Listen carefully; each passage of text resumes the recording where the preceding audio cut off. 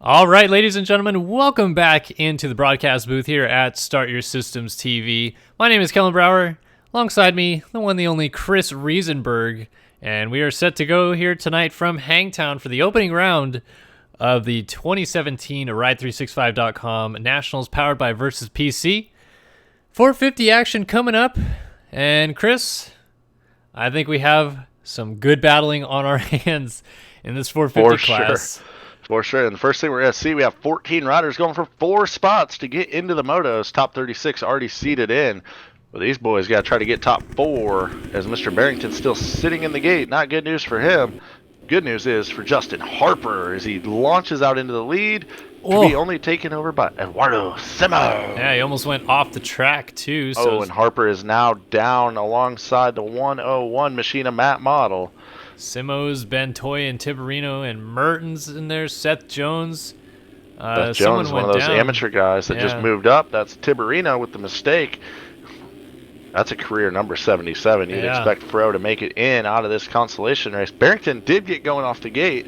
He's already up into the number 6 ride. And as mentioned, 4 riders go through out of this consolation race. And they will join those 36 other riders.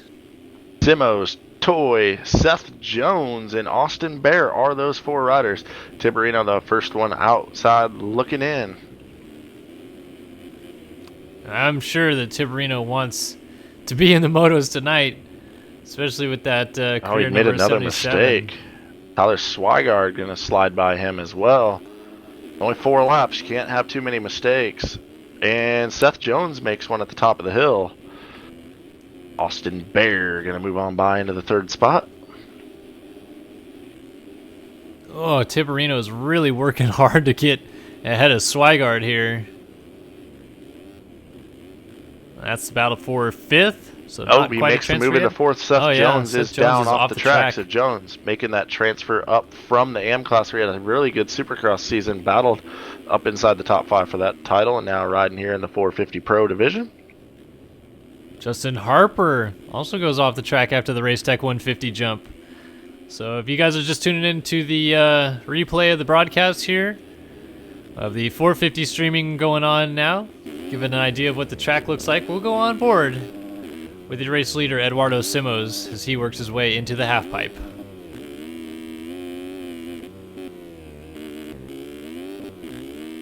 At this point, if you're in the top 4, you got to kind of race forward because you know the guy in 5th has nothing to lose, is pinning it, but you definitely don't want to make a mistake because it is a short race.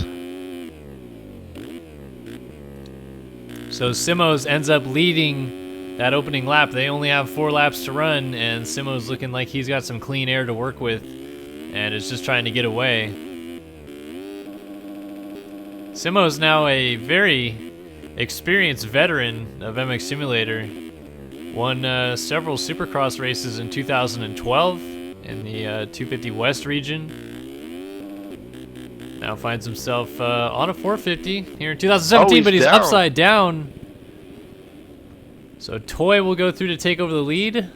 Austin Bear goes through. Tiberino slides through. Is Justin Harper going to take that transfer spot away? Not quite, but it's close. A little disappointed in Justin Harper not being on his typical 2-stroke right now. I think he's probably disappointed in himself.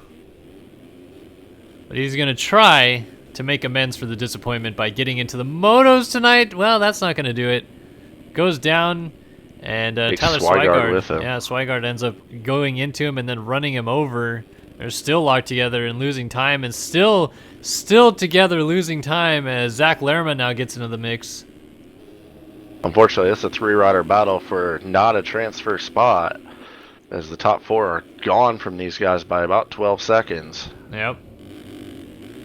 So a lot of dilly-dallying around there in the corner between Swigard and Harper might have cost them a chance at a transfer spot. But you never know in these consolation races. Anything could happen still. Harper goes off the track, though.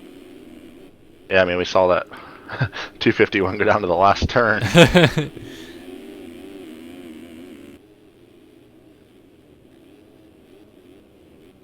Lerma threw it really sideways. I can't believe he still got over the Race Tech 150 as low as he stayed. I expected, after seeing those 250 races and seeing all those guys, not easily, but at least every lap getting over the Race Tech 150, that these 450 guys would kind of do it no problem then. You still have to carry the momentum through the turn to get over it. Yep. As halfway flags are out, Tiberino's found his way to the front of the field, probably where I would expect him here in a consolation. Yep. And he's over ahead of Simos now. Oh, Toy's down in the last corner. Getting going, but Bear's going to have to try to get around him smoothly. Nope, they're back going. That gap is smaller. Now Swigart goes down, but Justin Harper only 4 seconds back, so Yeah. Bear is definitely not safe. There might be a bear trap waiting for him with 2 laps to go. And I'll try to use a pun here. Harper going to harpoon his way into the final transfer spot? Yeah, no? Yeah, we could run with it. I just have no talent when it comes to that compared to you. Yeah, you just have to have a good immature brain to pull that off. Uh-oh, Bear was off the track. Just a little bit coming down the hill. He's definitely losing chunks of time now nervous. to Justin Harper, yeah. You can tell he's twitching around a bit, and that's when you can tell someone's nervous. It's hard to steer with your thumbs when the nerves start going. It's actually harder than when you're nervous on a real bike because your fine motor skills are so crucial in this game. Like one small jab on the joystick will put you to the ground. I think Harper has his number right now. He's pushing. Harper looks a lot more comfortable, to say the least, than Bear. Not to say Bear can't hang on to this. Harper could still make a mistake. But Harper definitely appears to be the aggressor, and he still has a lap and a half to get it done. Oh, and we got Ben Toy down. That's going to open the door for both of them. Yeah, there you go. There goes Harper through into the last transfer spot, so Toy is going to have to make amends for that mistake. Now, Bear might have gotten that sigh of relief when that happened, and maybe he'll relax a little as he hits the Race Tech 150. Harper sends it clean as well. Harper OJ'd it, honestly, there. Went pretty long. So what can Ben Toy do? He's going to lay the hammer down. Now the pressure's off him. Just pin it. Or does he sit back and hope for a mistake? I don't think you can do that.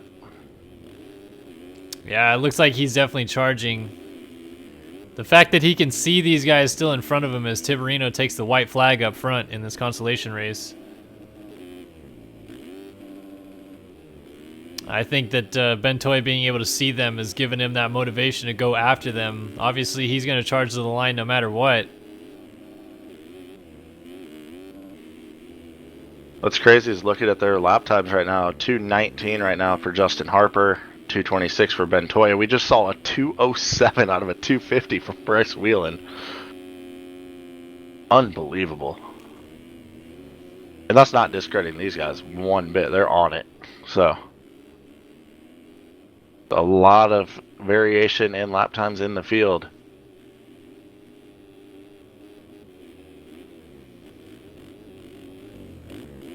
Looking back through the field, I found Jack Fowler back in 6th. Double-digit guy looking to not make the field here in the 450 class. Yeah, that's going to be unfortunate for him. He still has a small chance, but it is small for sure. Probably needs a couple crashes out of these guys. Harper looks like he might still be trying to go after Bear just to maybe buffer that chance that he stays in. Well, Ben Toy is on the gas right now. He just flew down that downhill and definitely made up some time. Got about half a lap to try to get it done. Oh, and there's the mistake. Yeah, that is Bear down, and Bear gets going, crosses the track, almost hits Toy, and ends up going down again. Yeah, that was like a panic move of I'm going to take this dude out because I can't beat him. Yeah. But he should have just tried to get behind him and put the pressure on. He still had time to try to get him back. Now he pretty much screwed himself. He's on the ground. It is game over for Austin Bear. Oh. Ben Toy can now cruise this thing home. I'm sure he's got Mr. Devin Davis telling him, you and just settle down. You got this dialed in. Yeah, he is just trying to cruise now, obviously. As the time as Fowler slides out behind him, so I think this is pretty much set in stone as Tiberino's going to bring this thing to the line here. And Toy just went down. Uh-oh, Toy down. Stayed on the bike. Tiberino wins the Consi Top 4 go out of this one to join 36 other riders in the 450 motos coming up here in just a second. But I've been in these consolations before, and you're all nervous to get through the consolations. By the time you get to the motos, you're just relaxed. You just go out and cruise for 30 minutes. There's no pressure because there's no transfer spot on the line. Exactly. Like, you go so much faster because you can just relax. Oh, Toy is down again. Oh, and he stays on the bike. Otherwise, Bear might have had a chance. He's gonna get going. It could. He'd have to have a lot of cuts. 1.9. Toy did everything he could to not make the motos there. Oh, man. I can't believe he stayed on the bike. Once again, another situation where I'm just baffled by someone being able to stay on the bike when they smash into the ground. Oh, man. It's 450 time. Moto number 1. Holdsworth's doing front flips. Barrington not going to make it. Unfortunate for the Stefan. Yeah, he could spend the rest of the night building tracks. He's good at that. Oh, Josh Mertens as well. It's been a while since we've seen old T-Rider out on the track. Yeah, he's been busy building triangles, making stuff look good. Building triangles, ain't that the truth? Well, he's going to finish up in the 10 spot. Tyler Swigard, who was up there actually battling for a transfer spot at one point, ends up outside by a long shot in 11th. Seth Jones, rage quit. Gavin Shue, rage quit. And Matt Model also did not finish this one. Yeah, bummed for Seth Jones especially. I was looking to see how he would do coming up out of the amateur ranks into the pros and see what he had to offer, but not going to make it into the field. Just shows how gnarly that jump is from amateur to pro. Yep. Ben Toy's had to make that jump as he makes that last transfer. Cuts are in. Yep. Everything stays the same. Toy, a former 450 amateur champ, actually. Yeah, indeed. And actually in that scrum, Bear had more cuts. Had 0.5 seconds of cut, so it wouldn't have mattered anyway. Judging by Tiberino rocking that 2:14 lap time and pretty much coming through the field to dominate that thing, I'm guessing he didn't have a lot of practice time on the track prior to this, so I'm looking for him to get faster as the night goes on. Yeah, and he's pretty good outdoors too. Obviously, no slouch getting a career number, that 77, so he knows what he's doing. I feel like he's one of the more naturally talented riders in the field. He doesn't put a ton of time in from what I know, and you can always throw down with the best of them. You know, he'll have these flashes of brilliance.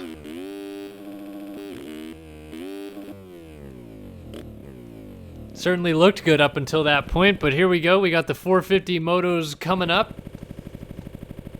Live here on Start Your Systems TV. You guys are watching the Hangtown National, part of the 2017 Ride365.com Nationals, powered by VersusPC.com, the opening round.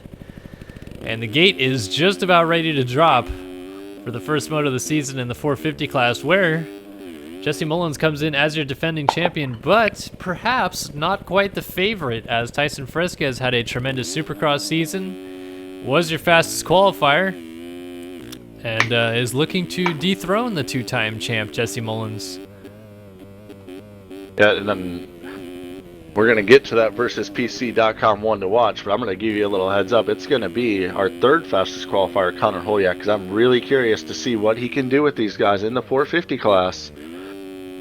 I have high expectations for that 15 rider. I really think he can get up there and mix it up with those guys. Yeah, Holyak, as you mentioned, already coming off of a 250 East Championship just a few weeks ago, won that thing in Vegas, beating Connor Lentz to the title, now bumps up to the 450 class. Had a very successful 250 career, did Holyak. Won 2 motocross simulator of nations races with the Team USA. And wins that 250 East Championship, moves up to the 450 class now. Might be the next generation of these youngins to take over the top spot of the sport. We will have to see.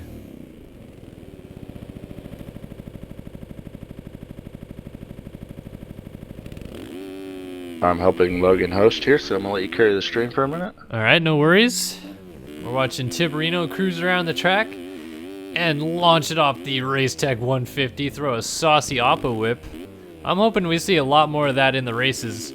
Those 250 guys were able to get over that Race Tech 150 just about every lap, and they would come up short sometimes, but most of the time they'd get over it cleanly. So I expect these 450 guys to not only get over it cleanly every lap, but also I want to see this, them throw some sauce as well.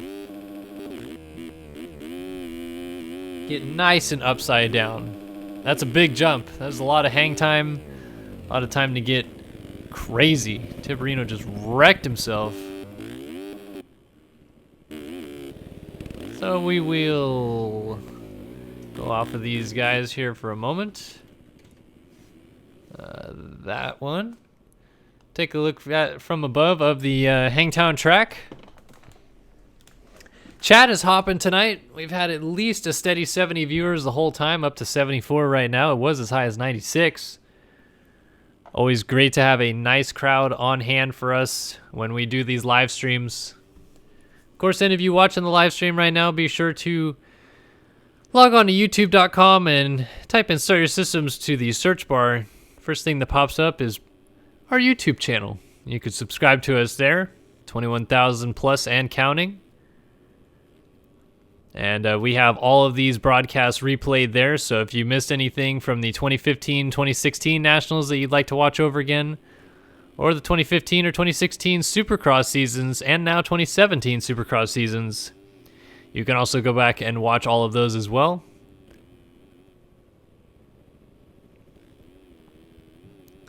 Coming up here in just a moment, though, we are going to kick off the season for these 450 guys. 30 minutes plus 2 laps.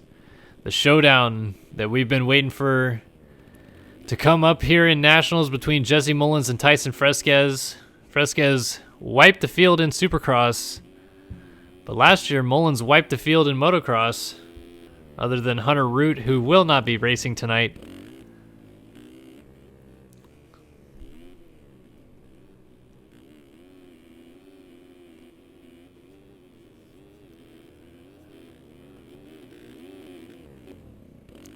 Looks like things are starting to come together, perhaps, and we'll have that race going here in just a moment. But to continue on of the discussion between Jesse Mullins and Tyson Fresquez, Mullins last year winning the championship over Hunter Root. At the end of it, it was only 9-point difference.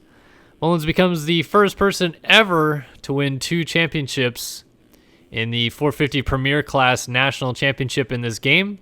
Up until this point, it was Austin Jones winning it in 2011, although it was the 250F class back then.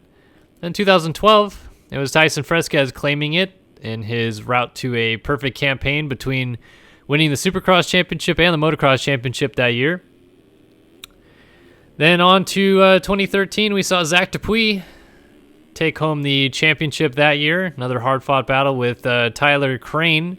So Crane bridesmaids in back-to-back seasons for 2012 and 2013.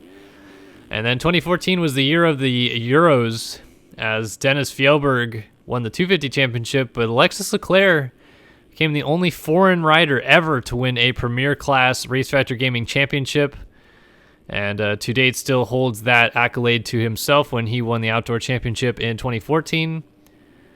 And then 2015 was the beginning of the reign of Jesse Mullins. Wins the championship that year. Does so actually kind of handily. And then moves on to last year, like we just talked about, beats Hunter Root to the championship by 9 points in the end of it. And Mullins did become the first ever 2-time outdoor national champion. Whereas indoors, we have 2 different 2-time champions. Brian Haskell, 2-time Supercross champion. And now Tyson Fresquez, 4-time Supercross champion after winning it this year in 2017, adds to his 2012, 2013, and 2016 championships. Pretty much just racking up the accolades as the greatest MX Simulator player of all time, as he was voted last year by a panel of his peers.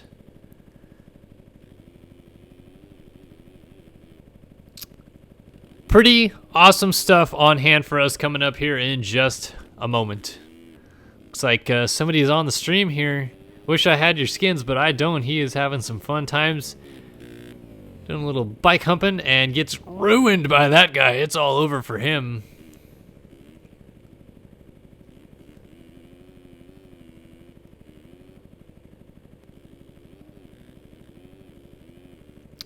Yeah, this angle for the start, I actually have done before. I might do it for the first 450 start.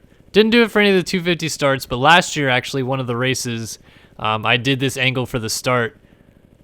Maybe I'll do it. I'll do it 450 Moto 2. Just remind me in chat. I know you guys are awesome about remembering stuff, so remind me in chat that I'll do this view for the start of Moto 2. Way up here. You guys will be able to see some cool beans stuff from up here. The only reason I don't want to do it in the first moto is because I'm not exactly sure what all these new setups look like yet. Obviously, after watching the 250 races, I have a better idea of what the Prime and Volcom setups look like. But I want to get an idea of what most of the setups these guys are running, so when Moto 2 happens, and I am not able to actually click on the riders, we can kind of have a better idea of who hole shots and ends up at that first tabletop. Yes, I can turn the camera, but it's a little janky, so I can turn it left or right pretty smoothly, but up and down is like just really hard because it's my buttons. So I'll probably put it something like this, and then I'll just click to the first person in the lineup and move into the normal cameras mode once they get to this camera, which clicks on after the tabletop there at the base of the screen.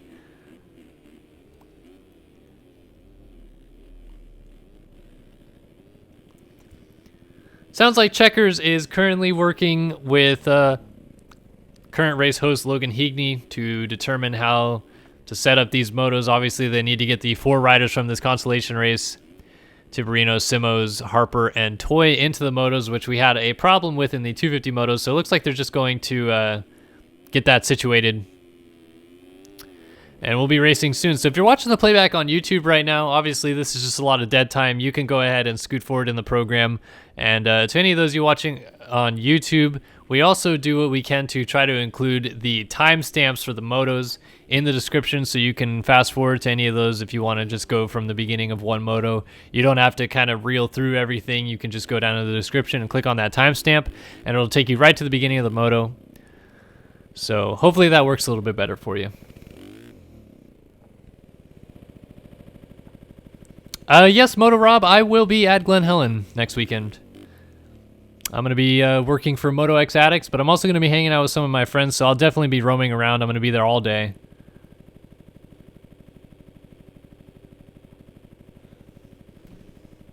So if any of you fine folks are going to Glen Helen next weekend, I don't know, follow me on Twitter. I usually post like a picture of myself on Twitter or something so that you guys know what I look like. But please, never hesitate to come up and say hi to me. Even if you don't like me, if you think I suck balls, you can still come up and say hi and, you know, tell me that I suck balls or something, but still say hi. I mean, I like when people come up and say hi. It's nice.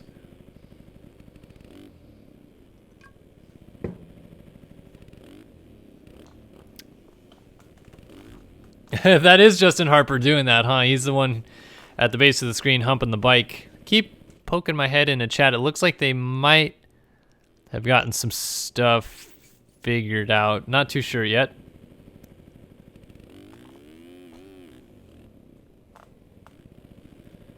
TG Photo hanging out in chat. You guys should give TG Photo in chat some love. Good friend of mine, Todd. Esports photographer for Monster Energy. Really good guy. Does some awesome work and did a lot of photography in motocross as well. He's actually going to be working for the same company I will be working at, Glen Helen, at Hangtown. So he's going to be doing some photo work for them. So shout out to the one and only Toddy G, Todd Gutierrez.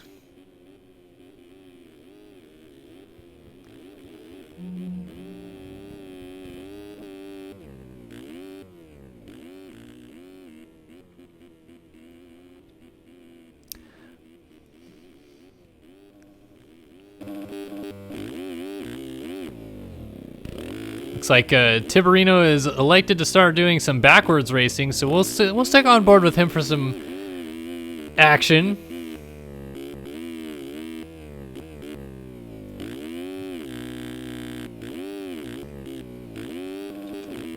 So for all of you fine folks out there watching that have never seen Hangtown before, Well, this is what it looks like backwards. You know, a lot of rolled out takeoffs followed by sudden drop-offs.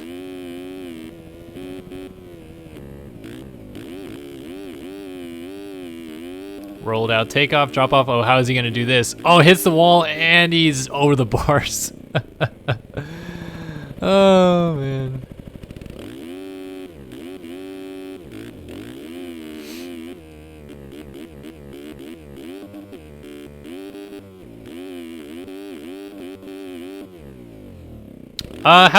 New place is treating me awesome, Dench. Definitely liking it.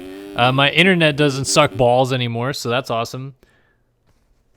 So far, all good with the stream. I mean, knock on wood, but no problems with the stream just yet. And it looks like we are finally loading in. Not sure what this is going to be.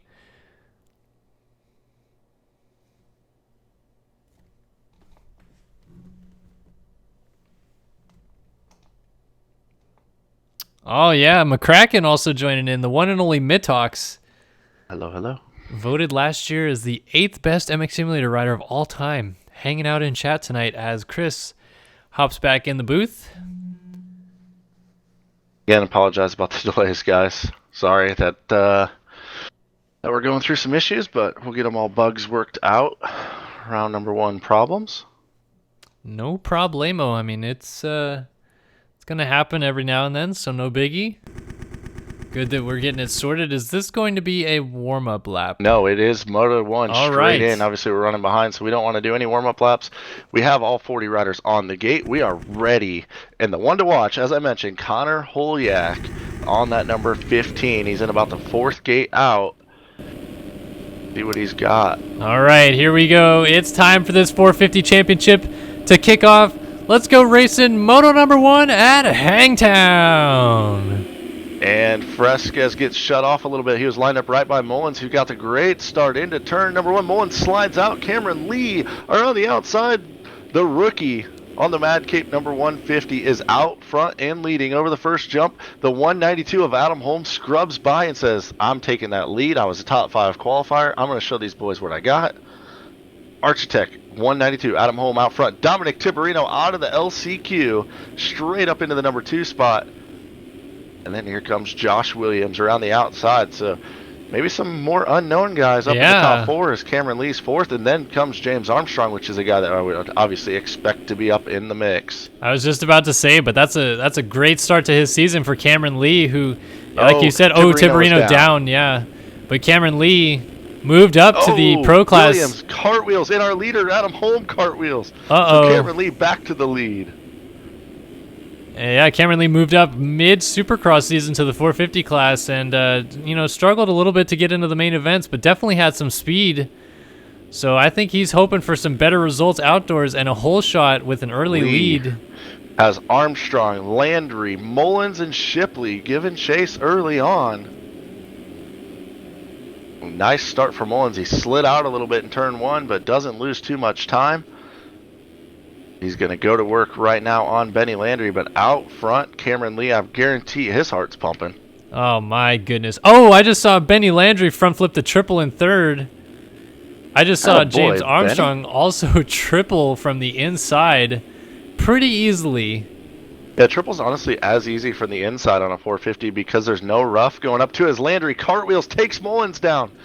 Uh-oh, Mullins. Shipley and Mitchell get through, Vanderlee gets through, and Matt Agate runs up into the 6th spot now. Landry's back going in 7th.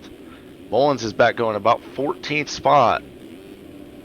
It's the real question Looks at like this point. Another rider down. That is Josh Williams again. Where is Fresquez if Mullins is already having issues, and here he is, your defending champion. Cameron Lee leads lap 1, slides out. James Armstrong going to go around the outside, and James Armstrong to the lead. So while one Team Volcom rider struggles, and that is Tyson Fresquez, the other one picking up the slack already as Armstrong is out front. Cameron Lee chasing. Shipley good there. All Supercross, good all offseason. Armstrong is he's gelling with this Volcom team. Yes, he is. Already picked up 3 Supercross wins to his credit now. Vanderlee with a good start to his moto early on. Matt Agate early in the morning in the UK. Whoa, check back to 6th. I know you want to give this guy some love, Heck Kellen. yeah. No, we haven't seen Mike Strelo out here in a long time, but the 68 machine up front early on. A good buddy. Riding for DX3. How's he not riding for vitamin water, bro? Oh, we went through that whole deal. Believe me. Peter the Locomotive Like up in the mix in 7th. There's Adam after his fall, cartwheeling down this hill on lap number 1. Peter down. Peter dies in front of him. Oh, and there's all a stack kinds of chaos. Dylan Copeland. Mitchell, Verzaka, Landry, Copeland get through. Mullins is falling back to 14th. Heberline 16th.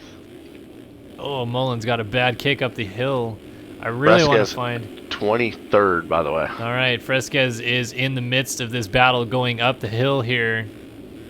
Trying to get to the inside of a TM Factory Racing rider as a DX3 rider goes down in front of him. That was Ben Toy, and it was Josh Hamilton that he ended up getting collected with. So Fresquez is not having a good start to his race. Neither is Connor Holiak, your third fastest qualifier. He is also buried back here with Tyson Fresquez. They are 24th and 25th. Now both picking up a spot as well. Of course, Holiak is our versus PC one to watch, so we're going to see if he can make his way through the pack. He's got the speed according to lap times to do it, but can he do it in traffic? As a rider down in front of him and Fresquez, they both had to jump out of that rut.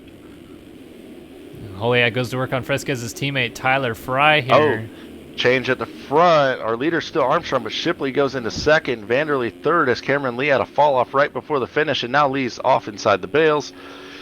Nerves maybe getting to the rookie a little bit, but nice to see him at least get an opportunity to run up front here. Yeah, well, let's see now as he is right behind his teammate here, Jordan Vanderlee. Obviously, these guys probably in some capacity ride together, so maybe they'll get together, do a little bit of freight training here.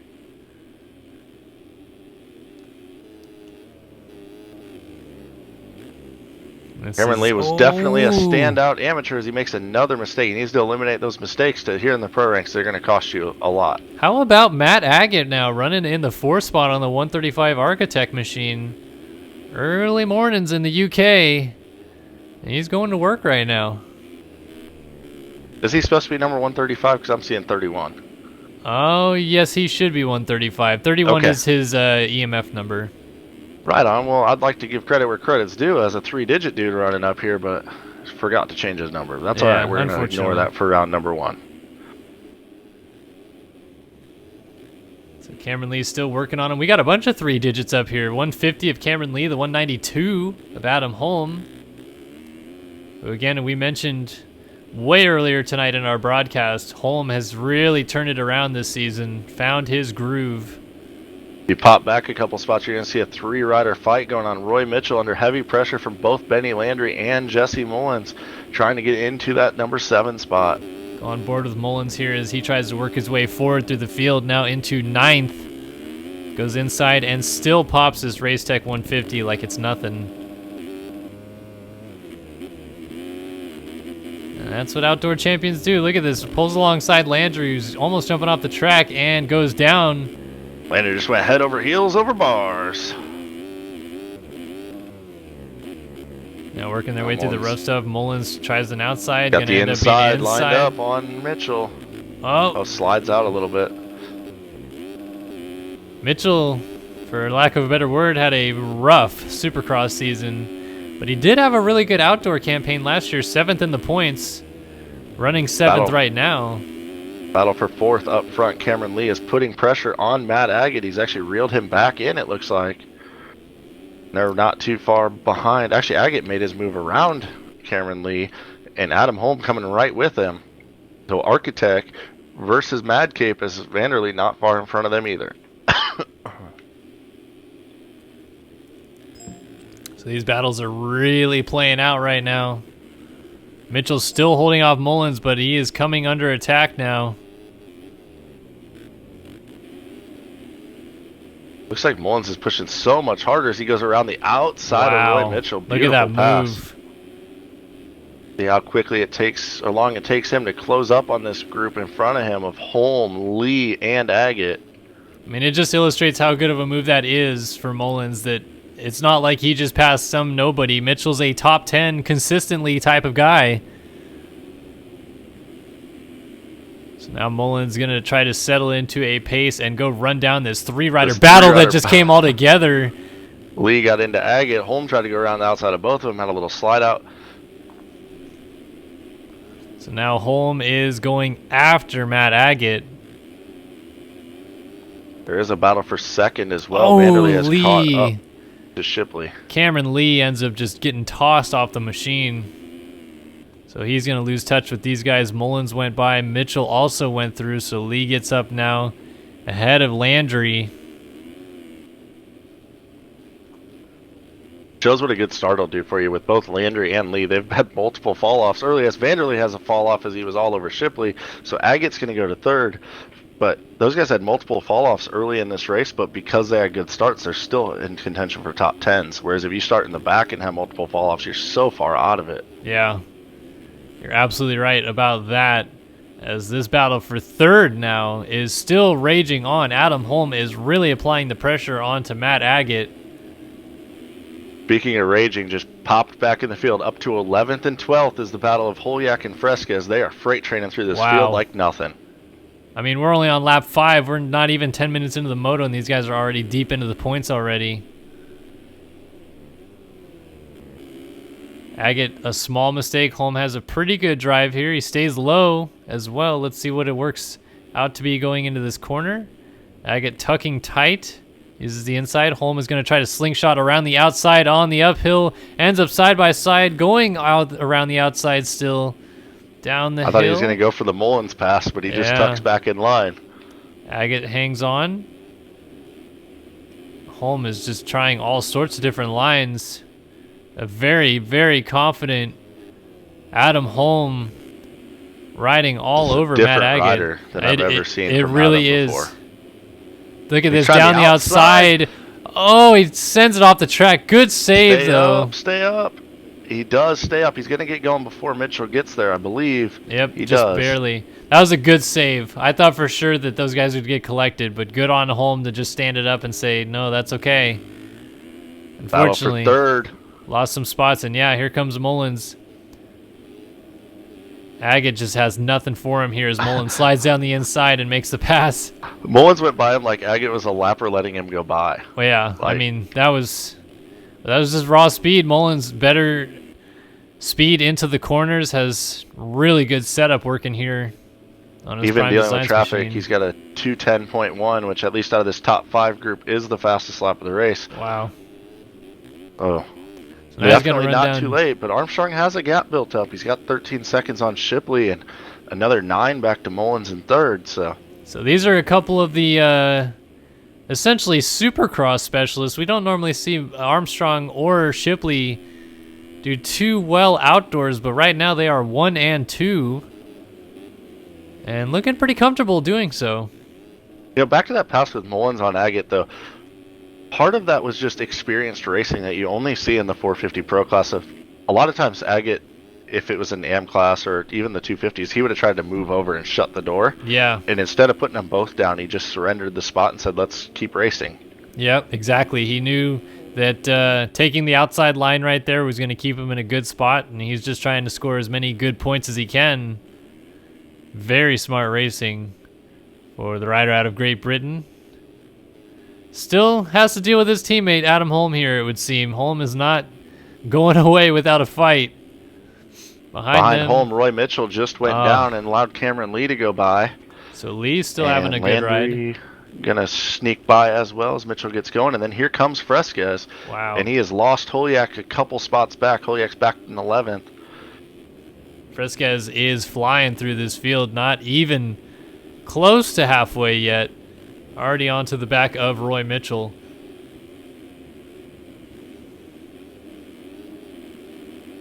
It's unreal watching these guys ride this track. They just basically hop through the bumps. They're so smooth in and out of the ruts. And they ride the track like it's not even that hard to ride, but it is very difficult, this track. For sure. Last lap was probably our first real true test of lap times. 209.7 for Armstrong, 209.6 for Shipley, and Look at 208 that. for 4 from Jesse Mullins. Fresquez just made it look way too easy on Roy Mitchell, just tripling by him in the rollers. Yeah, sights set on the rookie now. Yep, now going after Cameron Lee. This is the situations that I'm sure Cameron Lee wants to be in, but also kind of doesn't want to be in, where running up front and has the likes of a 4-time Supercross champion breathing down his neck. Yeah, I think he might struggle a little bit early in the year getting used to it, but I think by the end of the year we'll see Lee being a lot stronger in these situations and being able to contend for these top 5 spots late in the motos. He's got some speed. Well, he definitely has the speed to run up here. Maybe not Fresquez and Mullins' speed, but so far doing a good job holding him off. But there he goes down. Yeah, might have got that pressure. Got to him a little bit, so Mitchell was able to get by. Lee gets going. Is still ahead of Josh Williams and Connor Holiak, who, as you mentioned, lost touch with Fresquez a few laps ago. Mullins dropped to a 207.4 last time around, so he's a coming to the top 3, but he's still got a gap to make up on both Shipley and Armstrong. Obviously, Adam Holm has made the move on Matt Agate. If he makes a mistake, Agate's going to be right back on top of him, and Landry's coming with him. Boy, these guys have just been locked together for pretty much half the moto now. Wow, the first half of this moto went by really fast. We're almost at that halfway point already in 30 seconds. Oh, Shipley is on the ground, so he's going to give up second to Mullins. There he goes. So now Mullins is looking at a 19-second gap to make up, but he's doing lap times that are 3 to 4 seconds faster than Armstrong is able to run. Gonna be interesting. Ooh, mistake for Mullins there.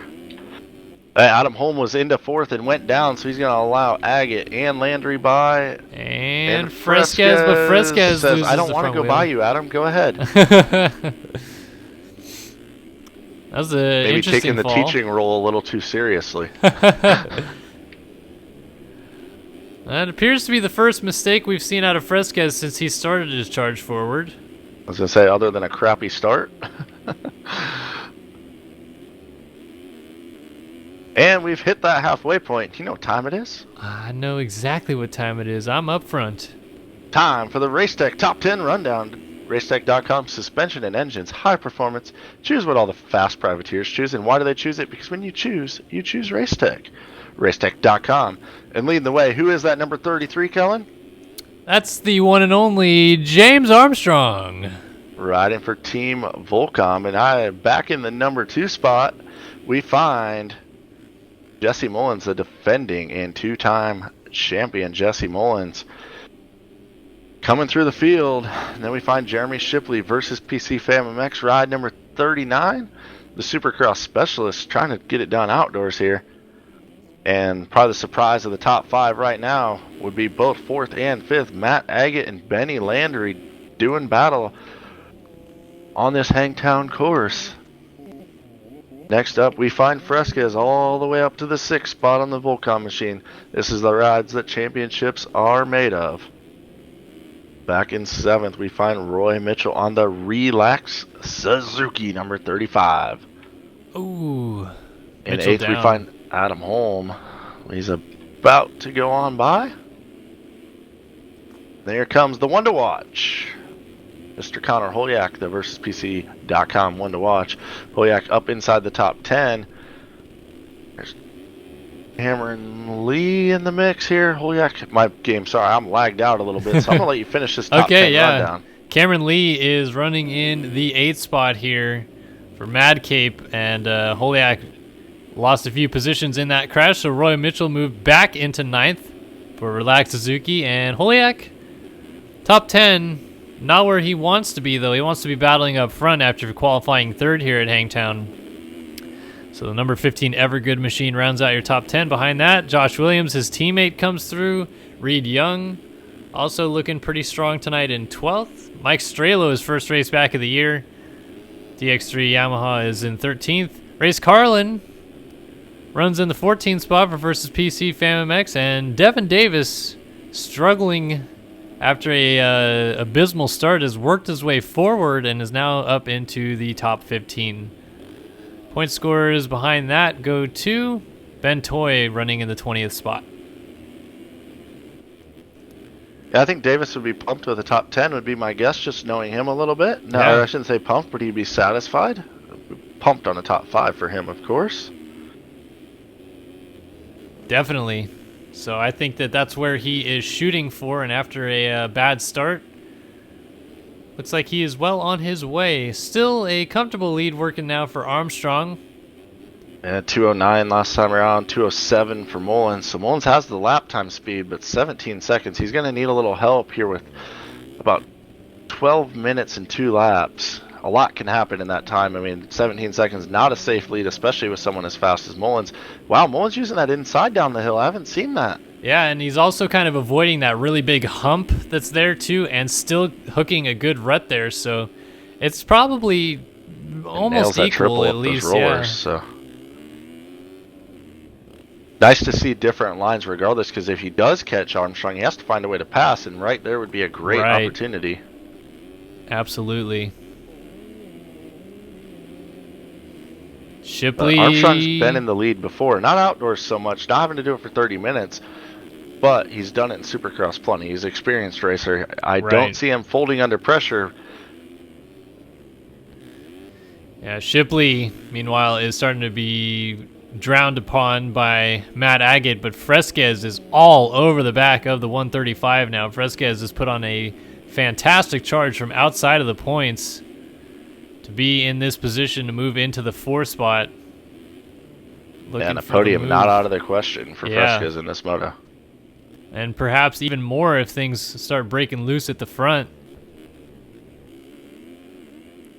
Sometimes I feel like we hype these guys so much, but it's just pure excitement. Like, I am so impressed with their talent. Right. Like in that corner, Fresquez is almost babying it around the corner not to get into the back of Agate. Just the level that him and Mullins have is just unbelievable. Yeah, I was just about to say, you know, your comment there, that's no like dog on Agate or anything. Like, Agate's riding a tremendous race to be top 5 in a national like this.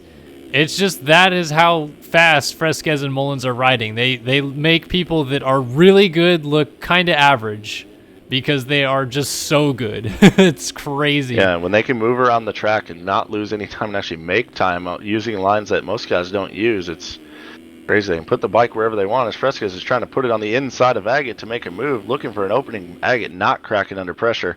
Here comes the Tyson Scrub. Is he going to get it back? My God. Oh, he was upside down. If he could have turned that into a pass, too. Heads up racing by Agate to close off the line.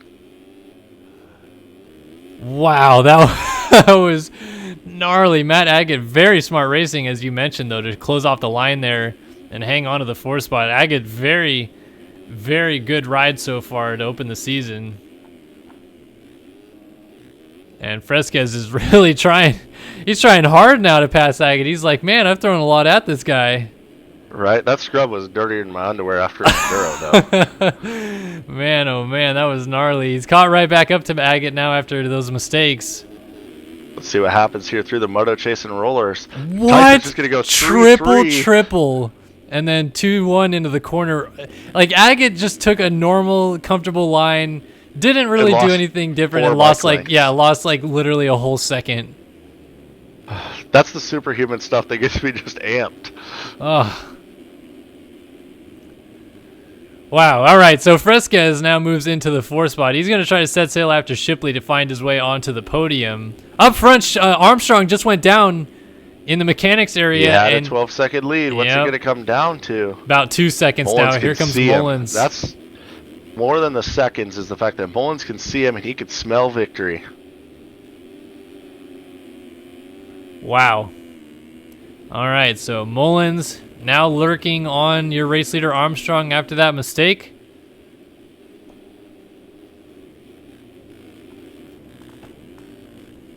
Oh, swapping. Yeah. Watching Mullins carefully here to see what he's doing different. Like you said, once he gets to Armstrong, he still has to figure out a way to pass him. And as we saw in those 250 races earlier, it kind of funnels into some one-line action where guys can't really make passes. They get close but don't have the line.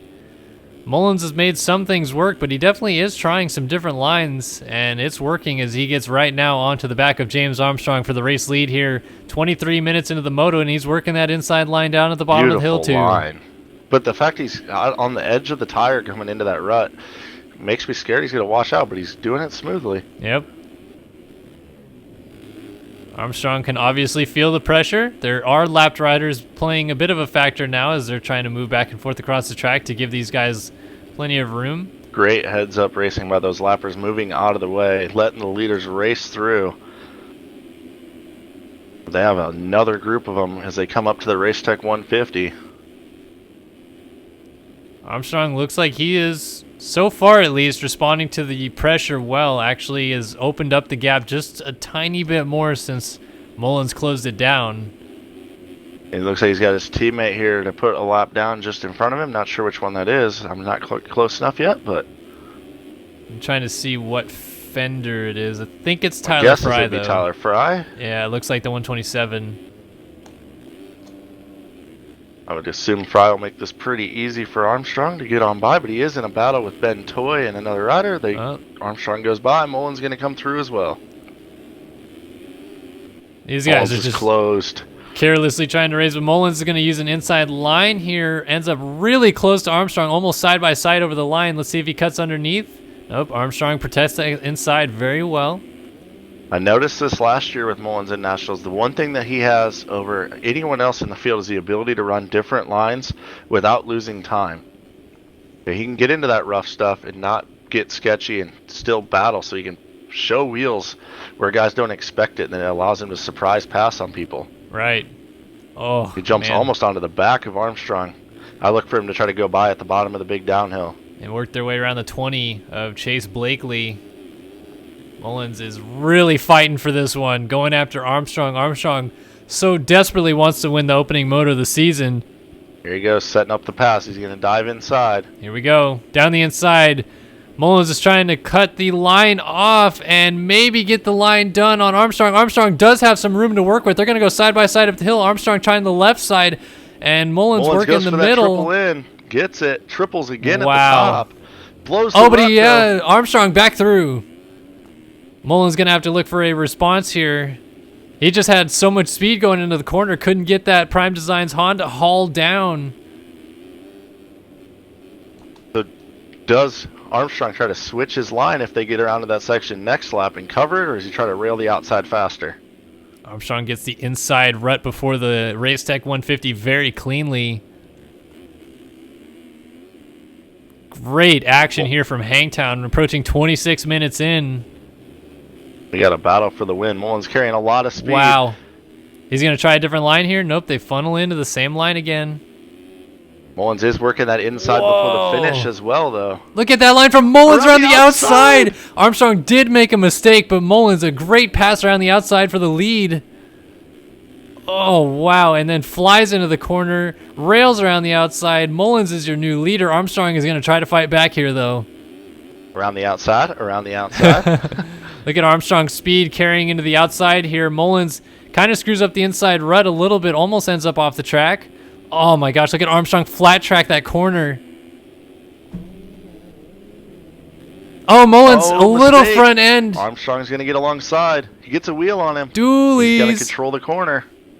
Wow, great action. Oh, Mullins gets kicked. He's going to save it. Oh, no, he's down. Couldn't tell from this angle if there was contact. There wasn't contact, but Armstrong did move over, caused Mullins to have to move out of his line through the braking bumps. And down he goes. Wow. Aggressive, hard racing for the moto win. So Armstrong survives the battle for now, but Mullins might still have something to say. Armstrong would probably need a mistake. If I was Armstrong, now's when I would have actually tried that inside line. But of course it'd be risky to potentially crash. Battle for fifth going on between the teammates, Agate and Holm over the finish line. Holm gets the pass done. So they continue their moto long dispute over position of who's going to be the best architect rider on the track. Mad props to Adam Holm backing up the qualifying time in the moto. Yeah. Behind those guys is our one to watch, the versus PC one to watch, Connor Holyak. Lost touch with Fresquez big time, but he is inside the top 10, so a pretty solid performance from the 15 of Holyak. Indeed. But Agate gonna try to remount that charge on Holm. Holm separating himself for now. Oh, Armstrong's down with the lead. Uh-oh, Armstrong off the bike in the sweeper, and here comes Mullins. This is going to be easy peasy. He takes the race lead. So just when Armstrong thought he weathered the storm, Mullins goes to the front. Has to try to get around Janice here. Janice pulls out of the way. Can Armstrong mount anything back? Does he have anything left for Mullins? Well, they are going to cross the line here to get 3 laps to go. They have not reached the 30-minute mark yet, but they are about a minute and a half shy, so there's no way they will get back to the line one more time before the the 2-lap board is displayed. So 3 to go here at Hangtown. Get this, Jeremy Shipley is 26 seconds back from second place now. He was 36 seconds back. That and he's running third, crazy. And Shipley's a bad mother effer. I mean, he's held off Fresquez. Fresquez hasn't been able to reel him in. Yeah, I think Dyson's 10 seconds back. I think Fresquez must have made a mistake somewhere in there, and he just makes another small one because he did actually have Shipley somewhat in his sights, and then now like you said, he's about 10 seconds back. So maybe a fall off, maybe just a long tip over or something. Woo! Gets a bad kick and goes off the track. Holm must have made one because Agate has moved his way back around him and created about 8 seconds of separation. And now Holyak is all over the back wheel of Adam Holm. So here you are, your versus PC one to watch. Connor Holyak. The ever good number 15. Solid top 10 in Moto 1 at Hangtown's never a bad thing. Rounding out the top 10, Cameron Lee runs in 8th, Landry 9th, and Roy Mitchell is your 10th place rider. Lee actually makes a mistake, so he's going to have Landry all over him. Landry's going to make the move, it looks like, actually. Yep. Here goes down the inside. Those guys have been battling all race as well. Seriously, and it is, like you said, kind of a surprise to see them up here. Obviously, very good motos for both of them. Oh, battle to get into the top 10. Davis is caught up to Roy Mitchell, so Devin putting in a solid through-the-pack performance on the 45. Riding for DX3, sliding out there, though. Good save. And you did mention earlier in this race how we think Devin Davis would probably be pretty pumped with the top 10. I think he'd be really stoked with the top 10 in this moto, just given the start to this moto that he had outside of the top 25 like Fresquez. Not the same level of charging as Fresquez, but still a great ride to get near the top 10 before this thing is over. For sure, nothing to switch to, but Holm has found his way back around Agate, as Agate must have made a mistake. Oh, man. Neither of them want it. Lee is down, so Mitchell's going to be coming up on him. But Lee's blocking the line. What's going to happen here? Mitchell runs right into him. Here comes Davis now. And he's going to have a drive. Fight now. Yep, and Mitchell is not yet through on Lee, but Davis has got the better drive of all of them going up the hill. And Lee goes down in the rollers. Davis is going to pass him, as is Mitchell. Now Davis goes to work on Mitchell. We will get the white flag next time around, so... Oh, Holm is down again, so Agate going to go back by. These guys just exchanging crashes right now. Davis on Mitchell's the battle, huh? Looks to be that inside of the top 10. Time has now expired, so 2 laps to go for your leaders. Oh, man, Davis and Mitchell both scrubbing down that tabletop into the sweeper. Different lines. Mitchell tucks to the inside. Davis uses that middle line. A lot more line choice going on in the 450s for sure compared to that 250 class where they just rail everything. I think all it has to do is in the 250s you have to carry your momentum, so you have to use the outside lines to keep your speed up and stuff like that. Whereas these 450s, like you said on the Racetech 150 jump, they can get to that inside line and it's almost just as fast because they can carry so much speed and get the drive to go up to that no problem.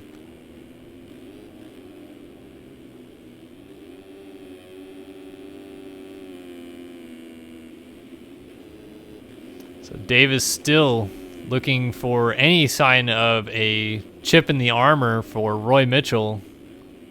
We are about to go on to the last lap of this race, though, as Mullins works his way through the half pipe. The battle for 7th is on between our one to watch, Connor Holyak and Benny Landry.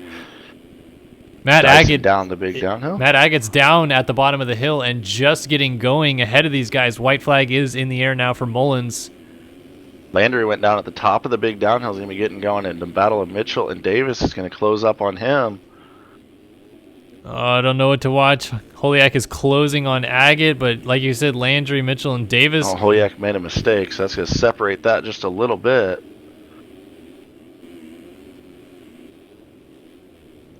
Davis is sending it 3-3. Yeah, he got that triple in there. Oh, mistake. Just as he made up all the time, he gives it all right back to Mitchell. And now Landry's down, not off the bike though, but Mitchell is going to get there and on by. Now Landry trying to make a move back on Mitchell. May have to be worried about Davis behind. Not too far back. These guys both. Landry's going to look inside. He's got the line if he takes it, but he doesn't quite get there. Man, Roy Mitchell is really doing a great job so far of responding to the pressure of not only Devin Davis, but now the attack from Landry after his crash. Yeah, Mitchell doing it with consistency. His fast lap's only a 2:13 compared to a lot of the guys down in the 2:10s. But he's just consistently putting laps together as he launches a little deep into the half pipe. That's going to open the door for Landry. And Landry does slide through. Oh, whoa, what a save for Landry. Got a big kick going to the mechanics area. And Holyak has caught up to Matt Agate on this final lap. Oh, look at this drive. He's going to tuck underneath maybe. Nope. Funnels in. Agate goes long. Holyak trying to tuck to the bales here. Oh, Agate made a mistake. Here comes Holyak down the inside, and he's just going to take him wide and take the spot. And more heads-up racing from Agate again, not to put them both on the ground. And up front, this isn't over, actually. Mullins doesn't have a huge lead on Armstrong. Just had a fall-off, actually, it looks like, because he had a big lead just a second ago when I looked. But it's over now as he goes into the last turn. And Jesse Mullins wins Moto 1 at Hangtown. Just beats out Armstrong, 3.9 at the end. Great moto for both of those guys. Really good battle there in that last third of the race. Wow, check back to 6th. Holyak's not done yet. He got rid of Agate, and he's going after his teammate Adam Holm right there in front of him as well. Now the Holm, this is where the pressure sets in a little bit for him. He's got the speed. Yeah, lappers in front of him and pressure on the last lap to stay in the top 5. Shipley completes his podium run there with a third.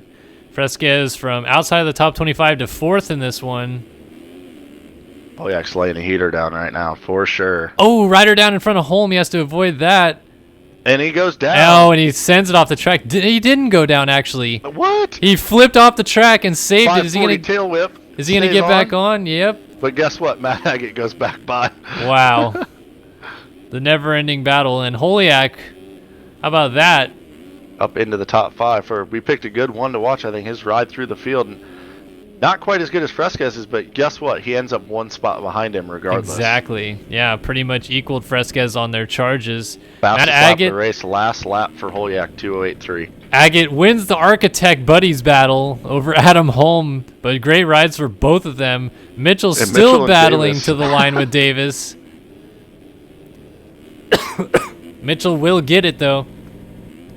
Davis goes across in 9th, and looks like rounding out our top 10 is going to be the 88 of Benny Landry, as he's going to win his little battle with Cameron Lee, who's going to come around in 11th. Great ride in the debut ride for the pro Cameron Lee. Little bike pump over the finish line. He was clearly pumped with that. Strelo picks up a 12th. I like it. Jordan Vanderlee 13th, so he had a great start, fell back pretty dang far. Not good news for him. He is racing August Sanders to the line. Sanders, this is his first race back in at least a year, as far as I know. Yeah, I don't remember. I don't even know if he raced outdoors last year. I know he Yeah. didn't ride Supercross. Nice to see UID2 back in the field. And behind Brady him, Stanley? yeah, Brady Stanley coming to the line. The last rider on the lead lap, and then Reed Young, Josh Hamilton, Alex Heckman, Josh Williams, and Jack Haley round out the points. You know who didn't score any points? The Gravedigger, Luke Heberlein, back in 24th place. No. Vanderlee did lose a spot on cuts. And nothing changed inside of the top 5-10 riders. So Mullins wins from Armstrong, Shipley, Fresquez, and Holiak after this one. And I believe we're heading into our normal 5-minute break. I'll wait for the cue in chat from Wheels. Actually, Logan Heagney hosting the race tonight. Heagney. Thanks, Heags. Is Hags going to do a He's break? our pro hoster. Yeah, he should be a break. Should be a 5-minute break here. All right, well, for this 5-minute break, we are going to throw it to commercial real quick, so we'll be right back on this other side of the break. Don't touch that URL bar. We'll be right back with some more Ride 365 Nationals.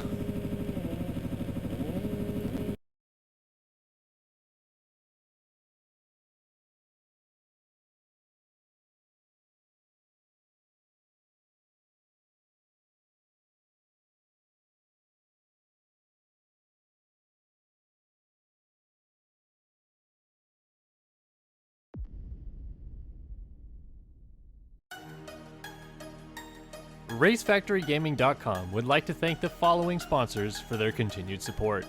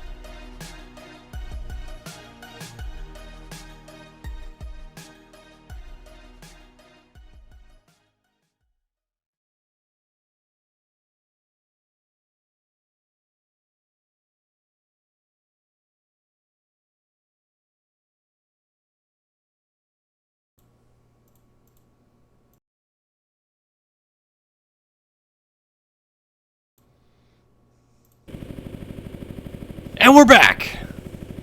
And out front goes Armstrong after Stanley cleans out half the field in the first turn. Oh, I didn't know we were starting it already. What the hell? Yeah, race is rolling. Shipley goes to third. Josh Williams, Benny Landry with good starts yet again. Like Devin Davis up in the mix. Rider down, I think that was Landry. That is. Landry and Davis stuck together at the top of the jump. Well, I apologize for missing the start of Moto 2, but we are off and running as said.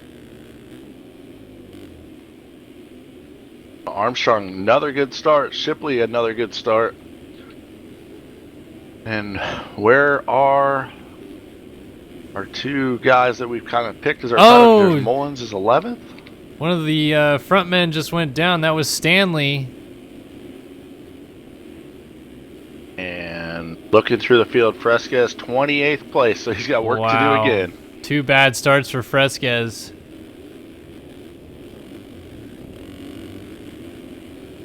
Shipley gonna try to stay a little closer to Armstrong this time of last moto. I mean, he lost 30-some seconds by the end of it, so. So Armstrong has got his starts dialed. He needs to share whatever his secret is to Mr. Fresquez, because Fresquez has got 2 abysmal starts today and had to ride through in the first moto. Let's see if he can do it again this moto. Much better start this time for Holyak. He's up in the 3 spot. Heckman, first time we've seen him all day, runs in 4th.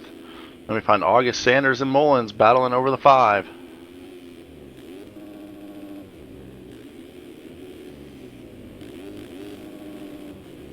Well, Mullins almost into the back of Sanders there.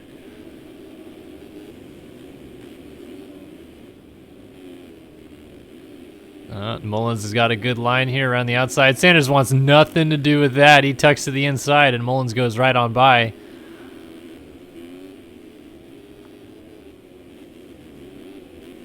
Oh, and Sanders down before the finish line. Agate is going to go through. Davis, Williams, Hamilton, Doiron, Landry coming through as Sanders just gets on the track right there.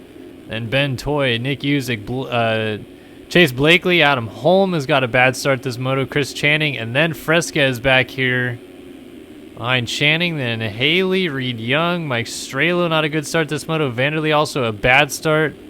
Simmons, Cameron Lee is outside of the points. Harper, Like, St. Laurent, we haven't seen all day. There is the Gravedigger, Luke Heberlein, 3rd in the points last year and did not score in the first moto.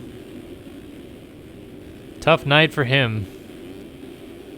Oh, pileup of epic proportions takes Fresquez down in the off-camber after the uphill tabletop.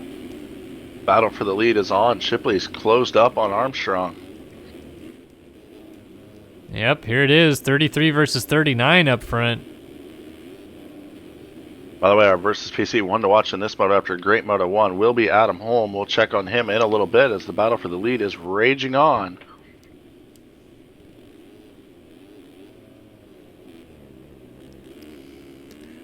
Armstrong looks like he's settled down. 4th. Heckman is under some serious pressure and a little more pressure because he let Mullins through. Mullins looked like he was about to loop out. Mullins took it through the inside, does a little wheelie on the way by. Very similar looking setups. Oh, Mullins is down. Ouch. You always kind of hold your breath on those because these guys are amazing and save some of those. But that one looked bad from the beginning. Agate. So now Mullins, falls in behind Agate. Devin Davis is coming. And Josh Hopefully we see Agate for the whole year. I hope he runs all the rounds. Really cool to see a new fresh face running up front.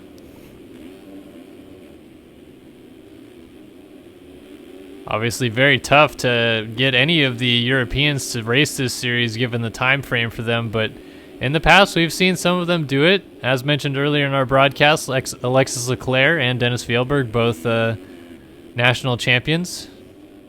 A bummer not to see Fjellberg out here. He did qualify, didn't show up tonight though, unfortunately.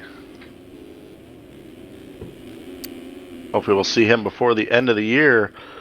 But we have a change at the front. Armstrong is gone. Shipley to the lead. Holyak to 2nd. Heckman 3rd. And Armstrong all the way back to 4th place. This might be a Holiak moto to lose here, I think. The way he came through in the first moto, I think so, but Shipley had a strong moto number 1, and maybe he kind of rode by himself, so he didn't have a ton of pressure. Maybe that's the reason he lost so much time to the leaders. Maybe. Makes a little mistake there. Holiak running him down. Josh Williams and Devin Davis are going at it in front of Josh Hamilton back there. Williams had a great start in the first moto, and then a bunch of fall-offs crashed him way back into the field, but trying to make good on that here in Moto 2. Davis, of course, came through the field into the top 10. And they have Jesse Mullins trying to close down that gap onto them. Update on Fresquez, he's back in the 15th spot. It's not too far out of it yet. Heckman was in third, is down on the face of the Racetech 150. Getting back going as Williams and Davis actually are coming right up on him. So that battle continues. Just now with a new rider at the head of the train. And there is another rider. Well, there's a rider off the track up there. Oh, wait. That was Armstrong down. That was Armstrong down. I heard a bike sitting stationary. Armstrong off the track and down. So loses out. 7th. Wow. Yeah, behind Mullins now. And Mullins just ripped around the outside. That's the same line he moved to get Armstrong in the first moto.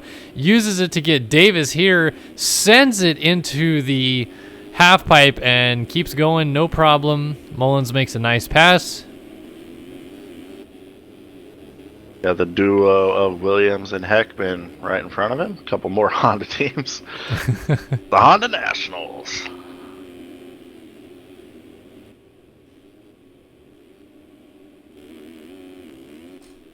Yeah, if I had Shipley's skins, it would be all red up front.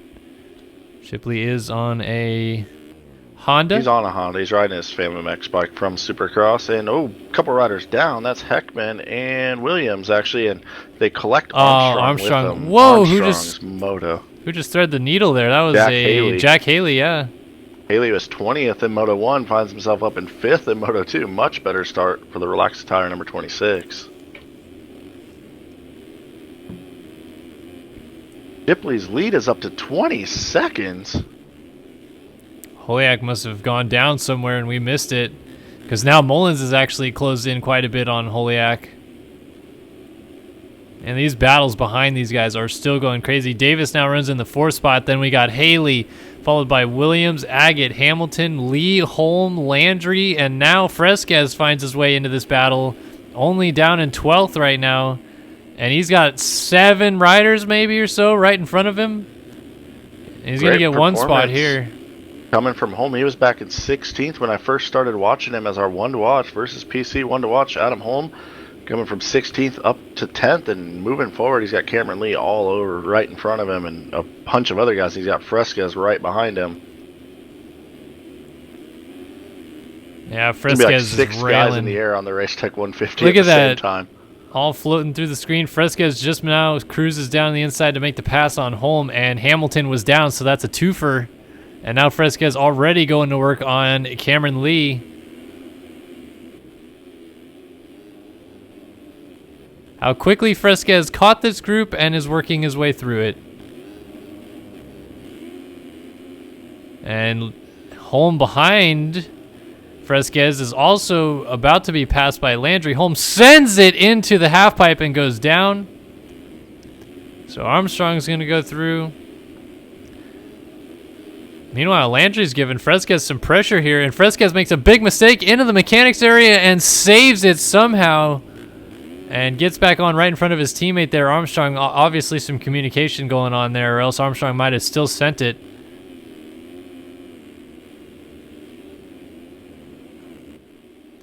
So that resets that whole battle as Williams and Agate are going at it coming up the hill here. Thought Agate had a run, but Williams carried more speed around the outside. Love this great freight train action where there's so many different passes going on. This Hangtown track this year has provided for some great racing. Every moto we've put on the track so far, including the consolation races, has given us something back, that's for sure. And we still got 20 more minutes of this dang thing to go. A mix of the faces you expect to see and a lot of surprises, I would say, up at the front right now. I'm really interested to see what the top 10 in points looks like after this. It's going to be all sorts of flipped upside down, and definitely, like you said, riders you might not have expected to be there after the opener. But that's good to see. That's good to see the diversity, some different guys showing up towards the front. Yeah, unbelievable. The Gravedigger all the way back in 25th place right now. Didn't score points in Moto 1. He's going to struggle to do it here in Moto 2.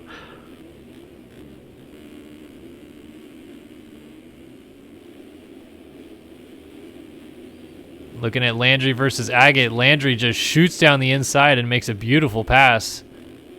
These guys are about to feel the wrath of Cameron Lee and Tyson Fresquez battling it out behind them.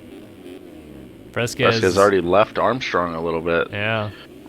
Working scrubs down past Lee. Lee just gave that one to him as well. Checked up and said, I'm not going to even hit the brakes and just fly out of the screen. Yep.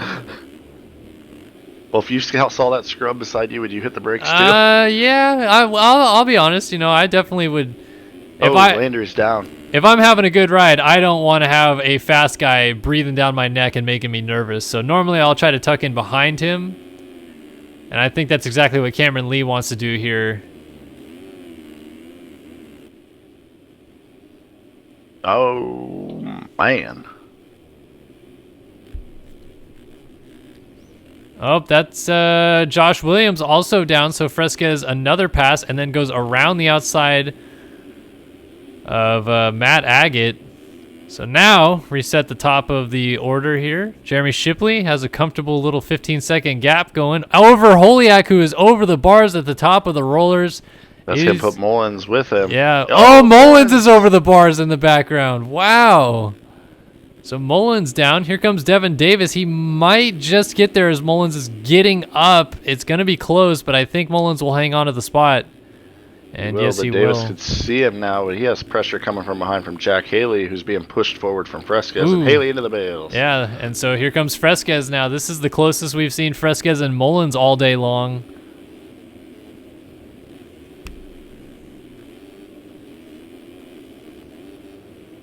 So let's see what happens here as Mullins is starting to jump aboard the struggle bus a little bit as compared to his smooth sailing in the first moto. Fresquez getting upside down on the Race Tech 150. And, Mullins was off the track. So now they're side by side, your championship favorites battling it out, and Mullins tucks it to the inside of Fresquez. Fresquez was doing everything he could to huck that rut. But Mullins hangs on the spot, so Fresquez is going to have to go back to work on Cameron Lee and Matt Agate, who he both passed very nicely the lap before. Mullins is working on Jack Haley right now, who's still trying to run down Devin Davis, who slid up into a podium spot. Wow, Davis is having a great moto. This is a good day for Davis so far to come so far back through the field. End up inside of the top 10 now, running in a podium spot. He'll be pumped for sure as Mullins and slides down the inside. Yeah, I think he's got it. Agate with a mistake gets back going in front of Armstrong. Fresquez working on Lee. Oh, so Fresquez has gone back even further now as Williams and Armstrong both made it through. So Fresquez was in a good spot there. Tried to make a... Wow. Wow. You see that pass? Just held it on.